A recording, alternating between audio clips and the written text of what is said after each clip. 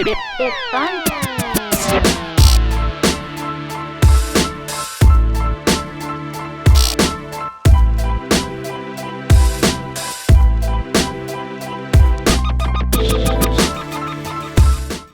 Welcome to Office Hours with Coach Madden. I'm Coach Madden.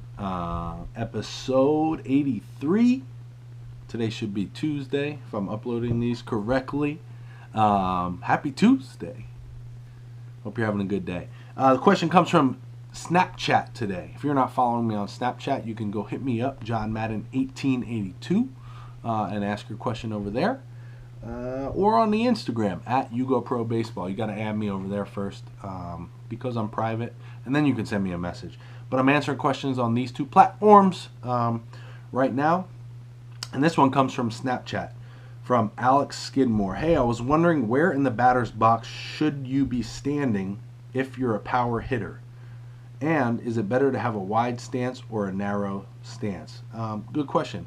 Really, where in the batter's box is player preference. It's going to be up to you where you feel most comfortable. You want to be able to have plate coverage. So you don't want to be too far back away from the plate to where you can't reach that outside pitch. You also don't want to be so far up on it that it's hard for you to manage the inside pitch. But if you're better at hitting outside pitches, maybe you step back a little bit and it's harder for you to hit the inside pitches, then that makes sense. Vice versa, you might scoot up in the box. So it's going to be a player preference thing.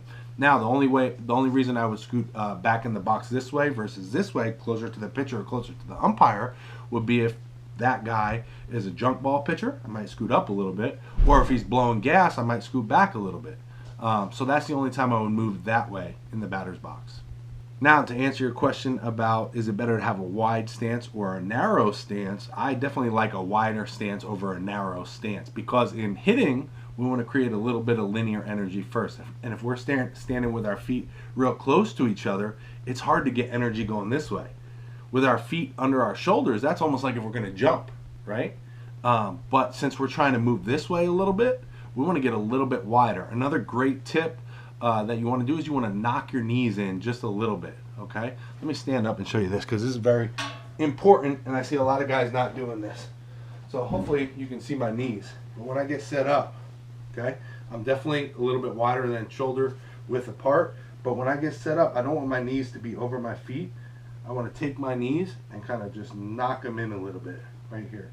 So it's just a little bit, not too much. Almost like I had a ball in between my legs, and I'm just going to squeeze it just a little bit. So now it makes that energy a little bit easier to go side to side, and that's what we need at first in hitting before we start to rotate. So again, a little bit wider than more narrow is better in my opinion, and then where you're at in the batter's box is going to be player preference. So hope you like this video. If it made sense to you, go ahead and hit that thumbs up. Don't forget to subscribe if you haven't already.